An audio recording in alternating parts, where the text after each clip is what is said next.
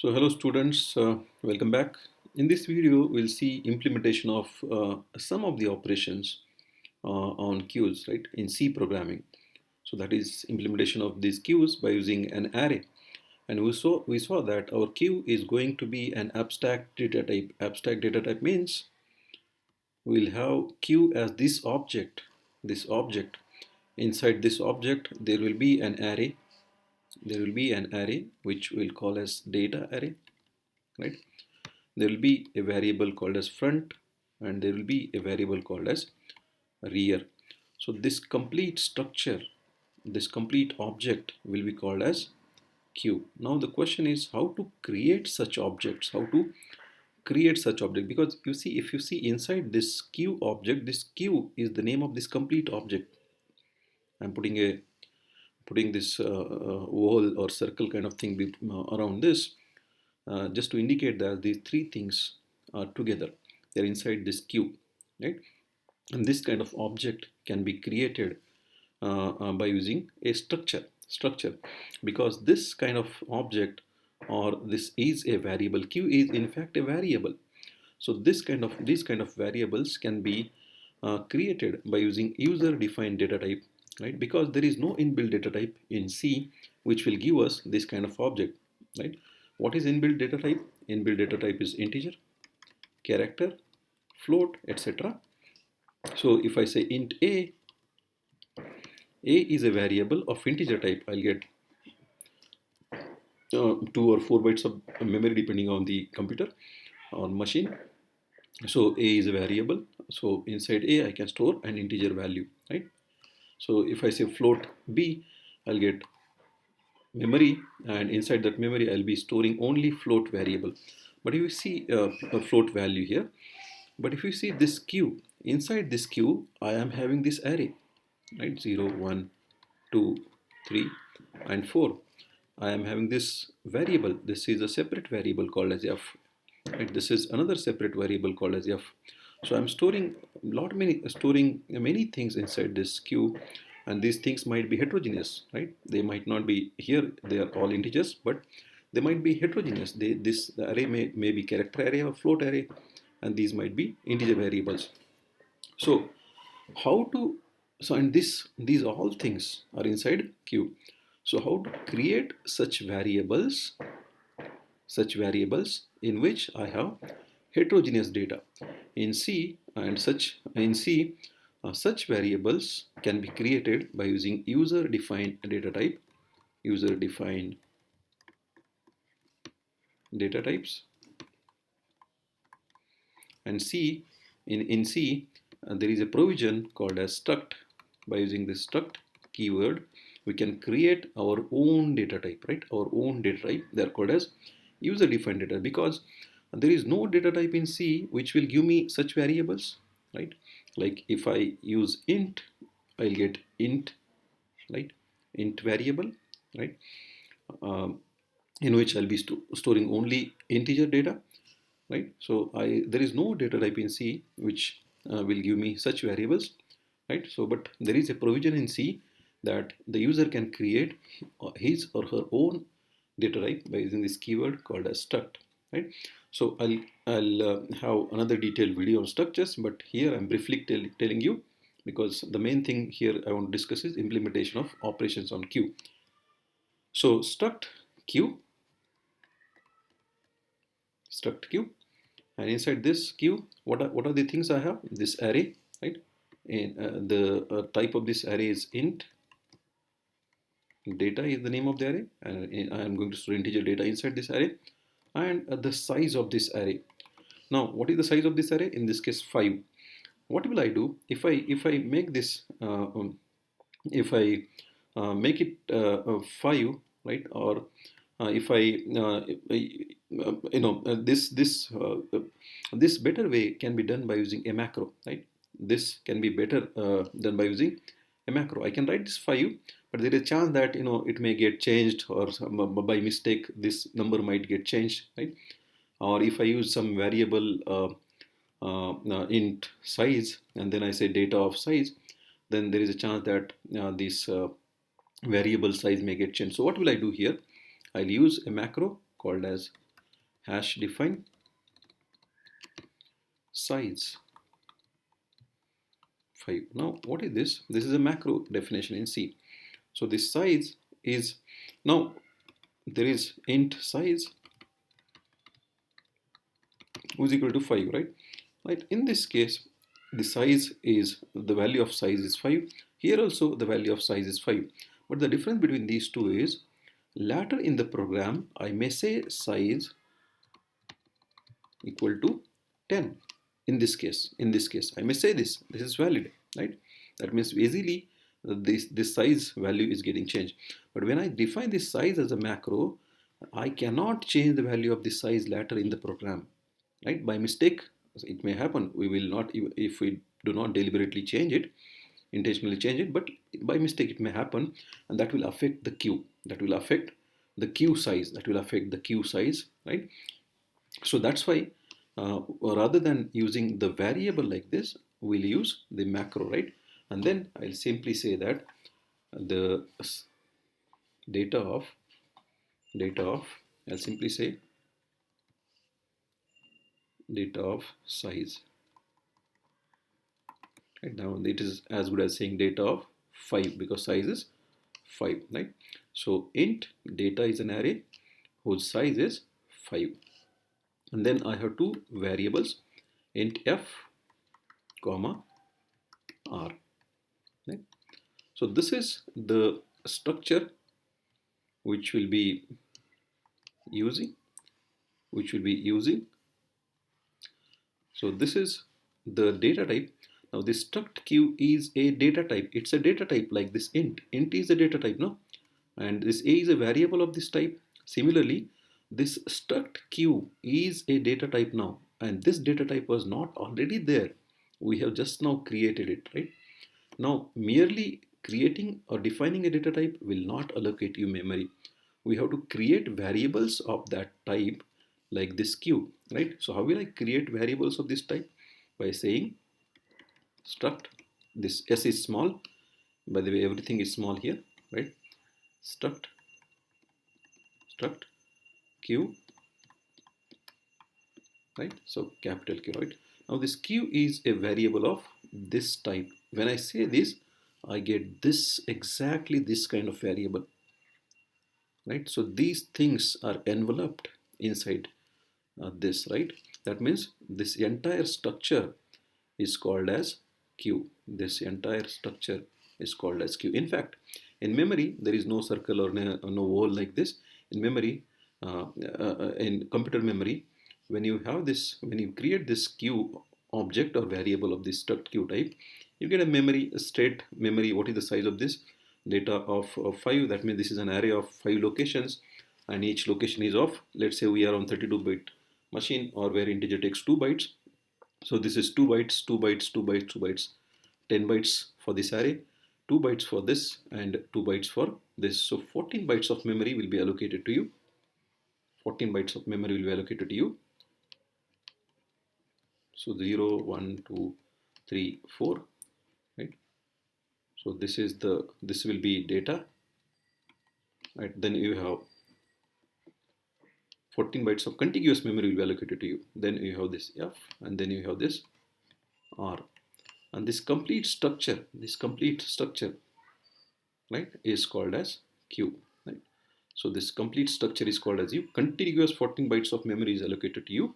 Let's say starting from, let's say the memory address is starting at 1000 here, right? 1000. First bytes address is 1000, 1002, 3, 4, 5, 6, 7, 8, 9, 10, 11, 12, 13, 14, up to 1002, 14, right? So contiguous 14 bytes of memory will be allocated to you, right? 13 or 14. I might have made a mistake here in counting, but that does not matter. So what matters is this. This is how the queue will be allocated to you, right? So this structure we are going to use. Okay? So let's come back to the implementation part here. So let me create some space here, or I may go to the next page. So here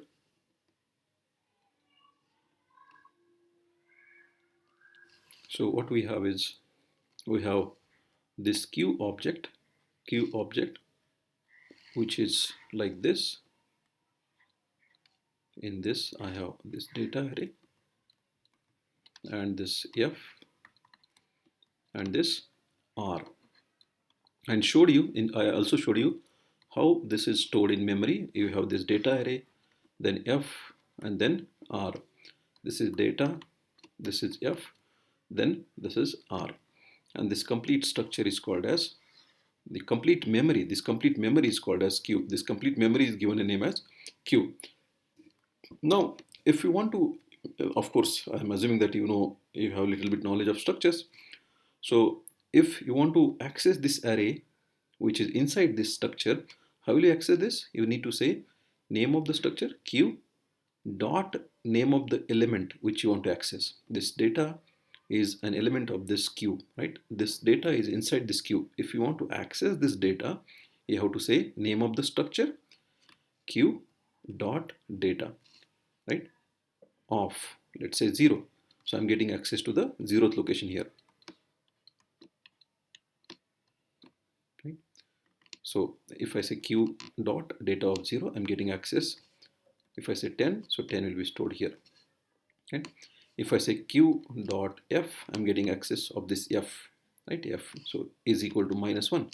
So -1 will be stored here, right? This is our f, right? F, and this is r, and this is data array, right? And q dot r equal to -1. So -1 will be stored here again.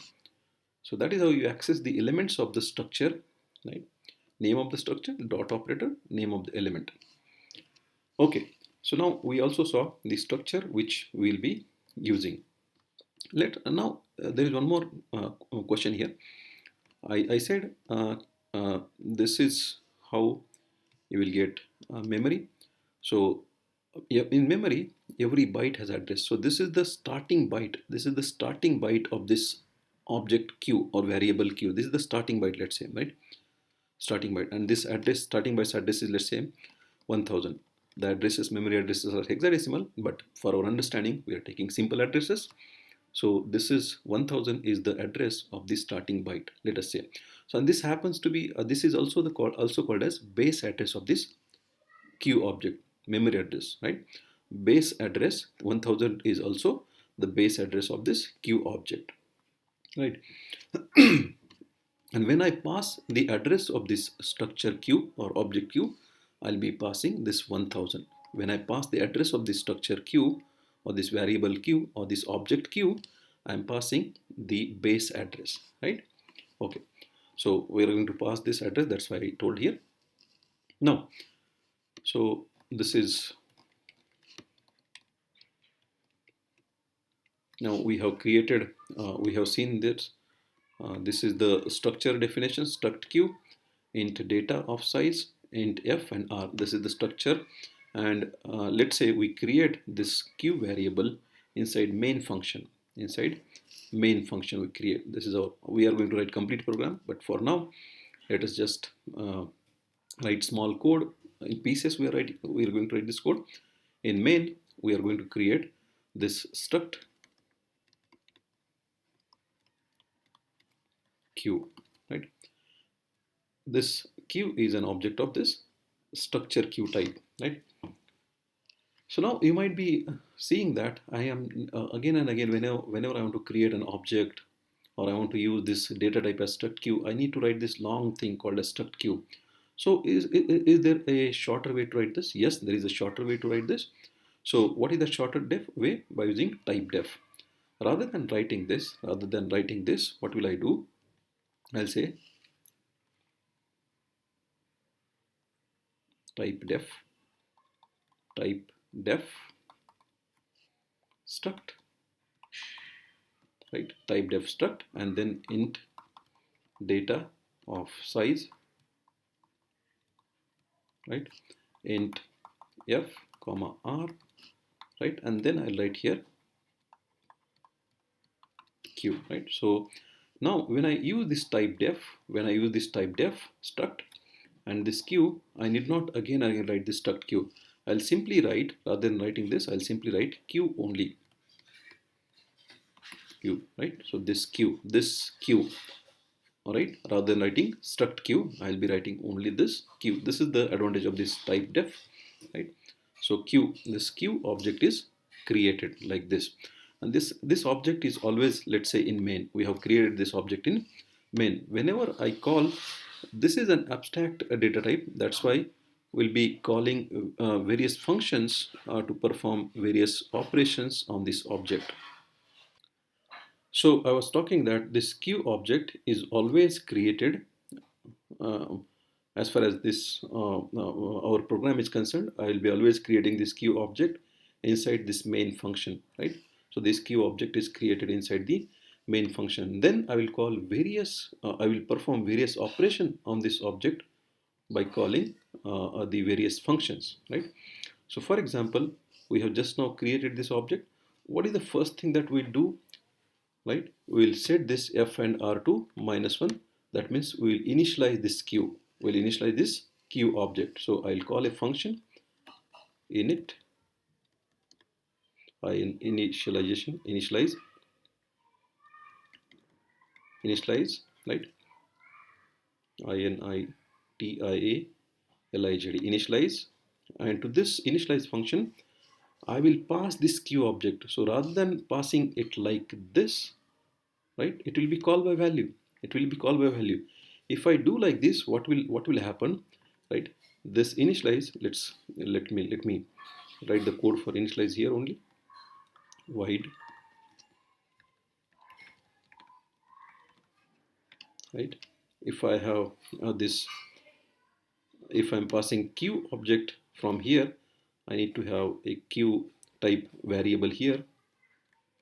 Q, let's say p, right? So when I pass this q by value from here, what will happen is this initialize will create another object which will be copy of this q object, and this object will be called as p, right? For example, like this, right? So here this p will be an object,